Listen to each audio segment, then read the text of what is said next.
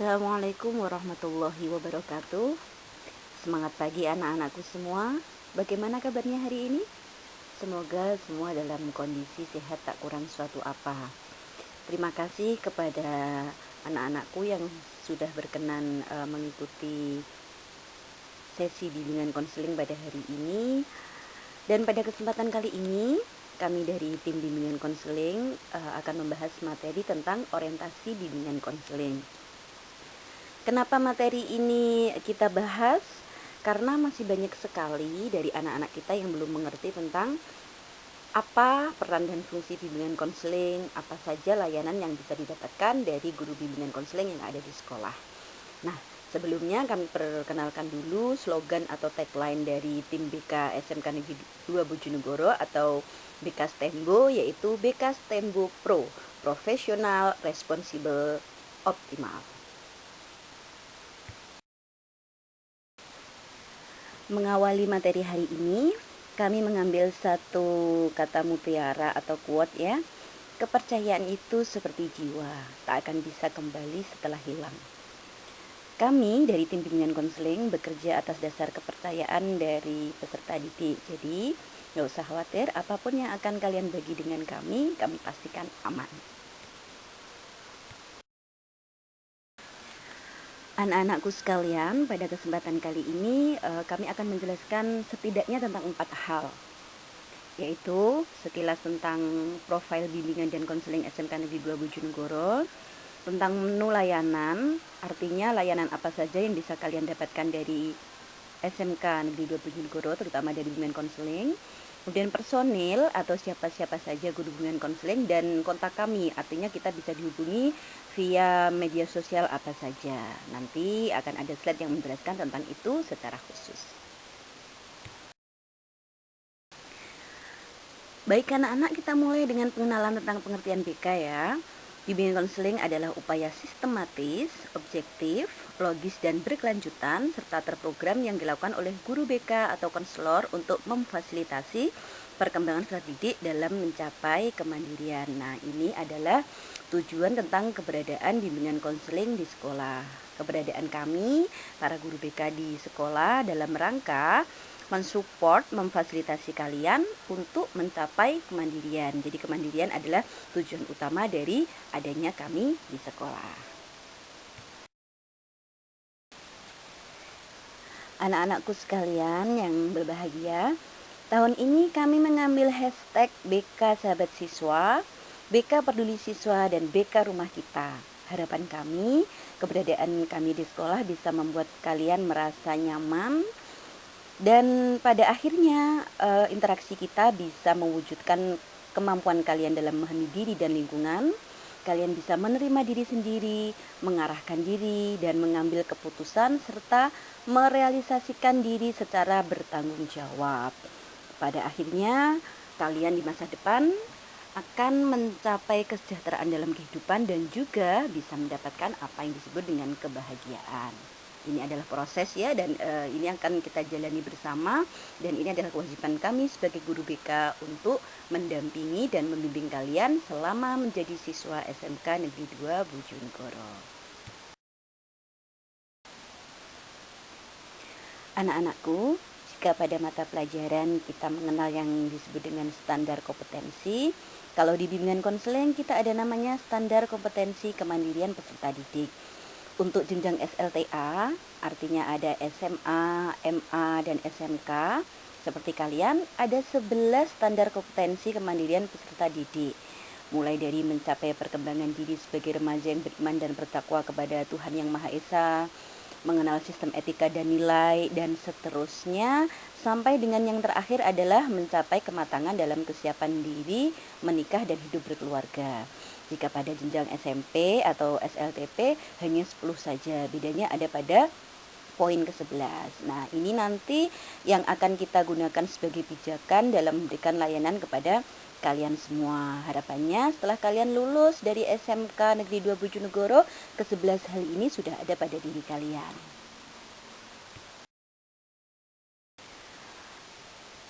Berikutnya, kami akan memperkenalkan visi misi dari BK SMK Negeri 2 Bojonegoro atau BK Stembo.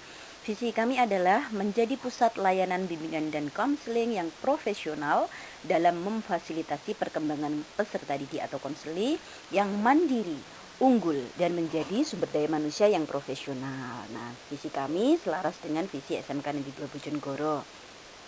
Dan untuk misi, kami ada 3 poin penting, yaitu yang pertama, menyelenggarakan layanan bimbingan konseling yang profesional dalam memfasilitasi perkembangan peserta didik atau konseli yang mandiri, unggul, dan menjadi sumber daya manusia yang profesional. Poin kedua, menyelenggarakan kegiatan kerjasama interaktif dengan guru mata pelajaran, orang tua, ahli, dan lembaga untuk mengembangkan program layanan BK serta meningkatkan mutu guru bimbingan konseling atau konselor melalui kegiatan pengembangan keprofesian berkelanjutan. Jadi kami di sini selain melayani anak-anak juga terus berusaha untuk mengembangkan diri sehingga bisa memberikan pelayanan yang terbaik.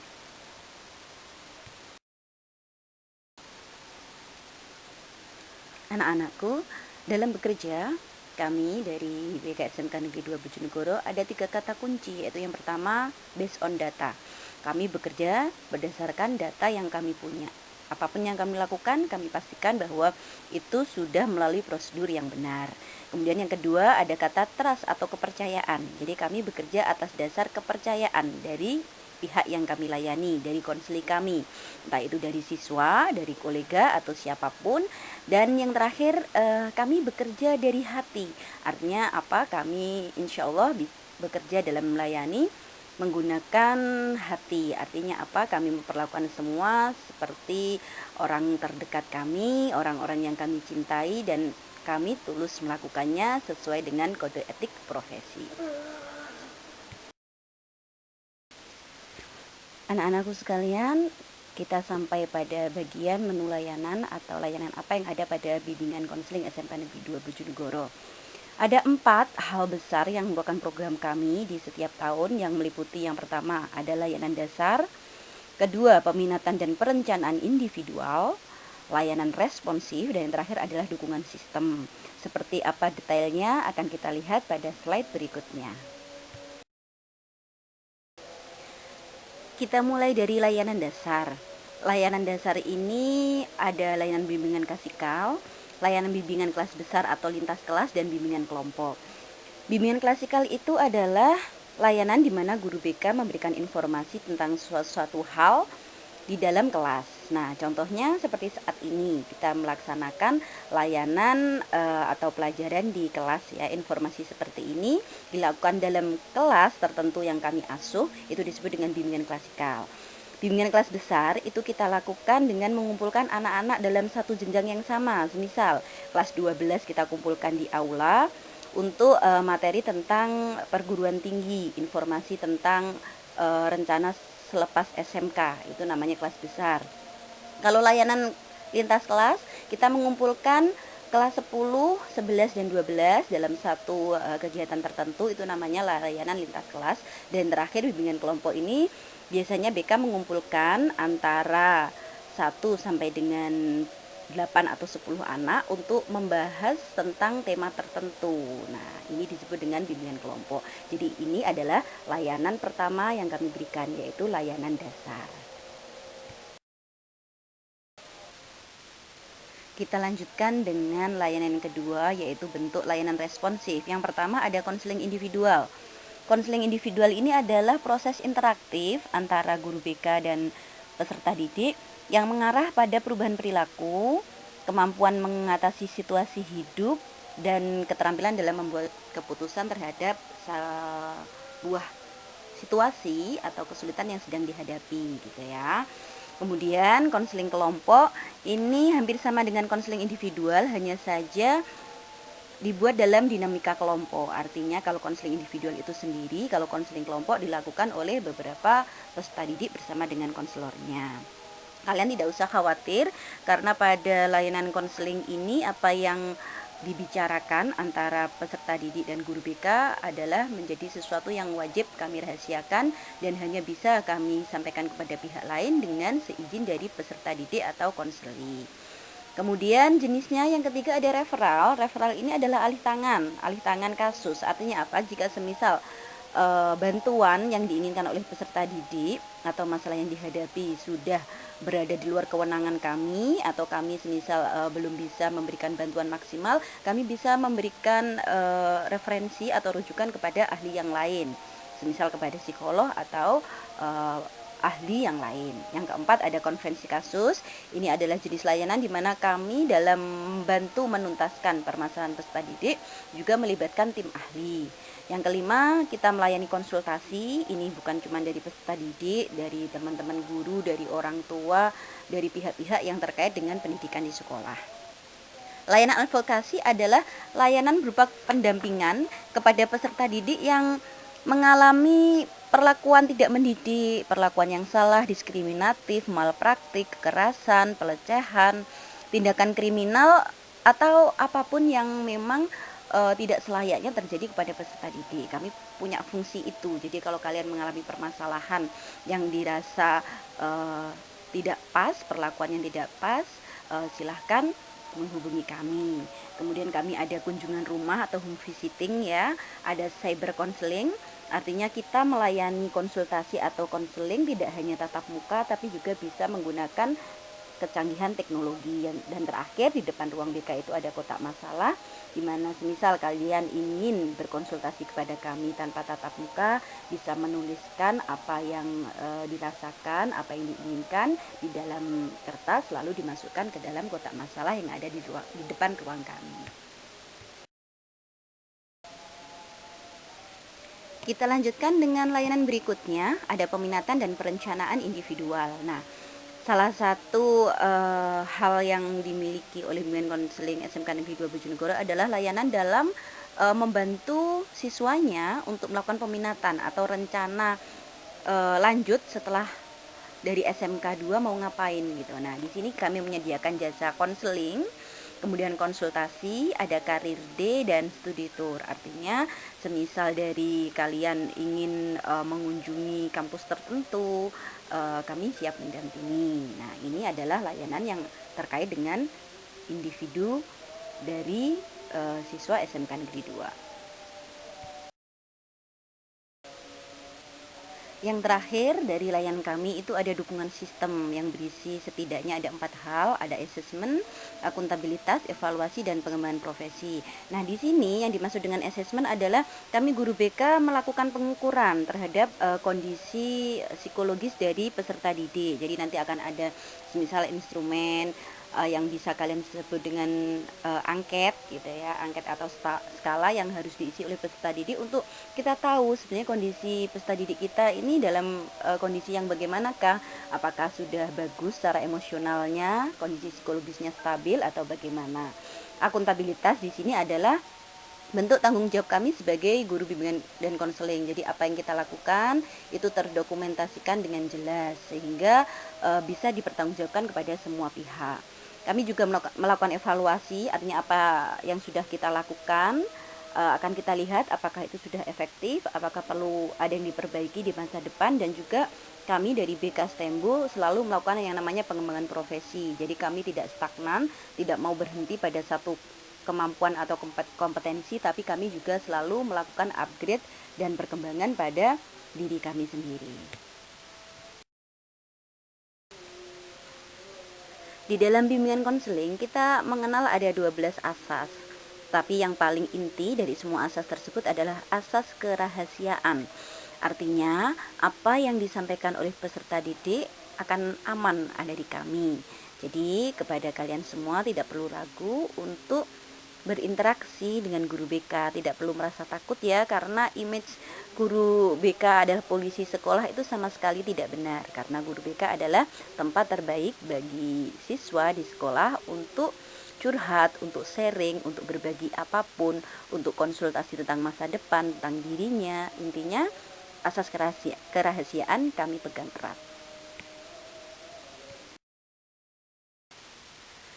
Nah, pada slide ini kalian akan melihat permasalahan atau hal apa saja sih yang bisa kalian konsultasikan kepada kami.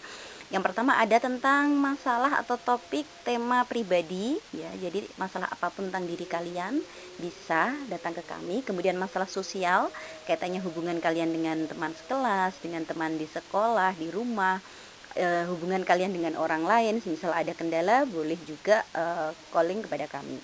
Kemudian ada tentang akademik, kaitannya dengan belajar, kalian mengalami kesulitan belajar, adaptasi di SMK 2 agak susah terkait dengan pelajaran, terkait dengan masa depan, boleh berkonsultasi kepada BK. Dan yang terakhir tentang karir atau rencana masa depan. Di SMK kita mengenal dengan BMW ya, bekerja melanjutkan wirausaha. Nah, itu bisa kalian diskusikan kepada kami. Kalau tadi kita sudah membahas tentang 4 bidang yang kita layani ya, ada bidang pribadi, sosial, akademik, sama karir.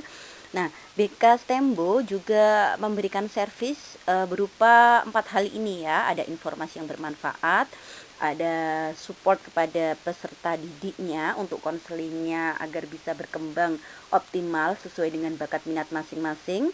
Kemudian kita juga melakukan pengukuran ya tentang kepribadian anak, misalnya tentang bakat minatnya, tentang kecerdasannya, sebenarnya dia cocok di posisi apa. Intinya mengenal dirinya secara lebih dalam. Kami mengenalnya dengan istilah pemahaman individu gitu ya. Dan yang terakhir, servis atau layanan yang kami berikan adalah bagaimana supaya melatih atau membuat kalian menjadi seorang yang mampu melakukan decision making atau mengambil keputusan apapun dalam hidup kalian ya. Jadi kalau kalian menggunakan layanan kami, artinya kalian berinteraksi dengan kami, hasil akhirnya adalah itu tadi sudah kita bahas di depan, yaitu tentang kemandirian. Sehingga nanti saat dalam hidup kalian mengalami masalah, kalian sudah tahu apa yang harus dilakukan. Anak-anakku semuanya yang kami banggakan, BK Stembo dalam memberikan layanan kepada anak-anaknya tidak pernah membedakan, karena kami memahami bahwa setiap individu itu adalah unik, bahwa setiap individu itu adalah berbeda antara satu dengan yang lain. Jadi kami semuanya menghargai, berusaha memahami setiap peserta didik dengan kekhasan dan keunikan masing-masing.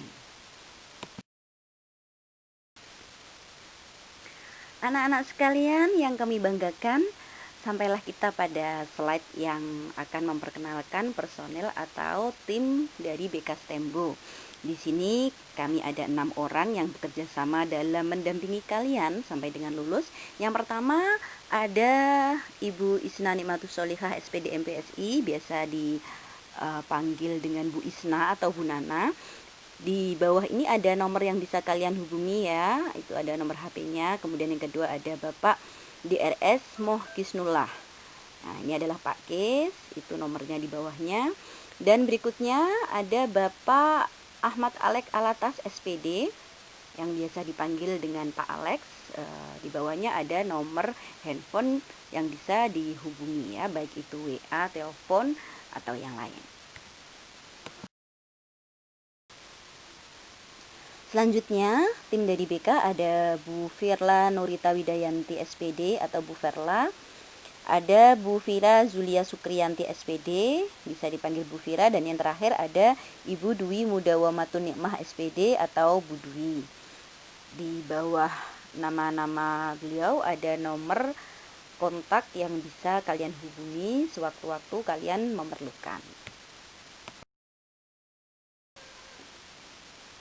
Anak-anak, yang terakhir di slide ini kalian bisa lihat ya, untuk media sosial yang kita gunakan ada YouTube, ada Instagram, Twitter, Facebook, WA, dan juga ada email. Nah, ini bisa kalian follow, kalian ikuti untuk mendapatkan informasi dan update terbaru dari kami. Bisa tentang kegiatan sekolah, tentang motivasi, atau apapun akan kami upload di sini. Kalian juga bisa menggunakan akun-akun ini untuk mengakses layanan dari kami ya. Jadi tidak harus bertatap muka, kalian membutuhkan interaksi, konsultasi apapun bisa melalui media sosial ini. Silahkan di follow. Anak-anakku sekalian yang kita sayangi dan kita banggakan, demikian ya sekilas tentang bimbingan dan konseling SMK Negeri 2 Bojonegoro. Harapan kami, apa yang kami sampaikan tadi bermanfaat dan semakin memantapkan kalian untuk bekerja sama dengan bimbingan konseling dalam rangka menata masa depan kalian yang lebih baik. Karena kami di sini memang untuk mendampingi kalian selama proses pembelajaran di SMK Negeri 2 Bojonegoro. Selanjutnya, jika ada pertanyaan terkait tentang bimbingan dan konseling, kami persilahkan untuk bertanya. Kami siap berdiskusi dan menjawab semua pertanyaan dari kalian. Jangan ragu, sekali lagi ya, untuk datang ke BK, karena kami tim BK STEMBO adalah tim yang profesional, responsibel, dan optimal. Demikian anak-anak untuk pertemuan kita yang pertama. Terima kasih untuk atensinya, tetap semangat ya meski BDR, belajar dari rumah, dan sampai bertemu di sekolah. Semoga saat itu segera datang. Oke, tetap semangat. Assalamualaikum warahmatullahi wabarakatuh.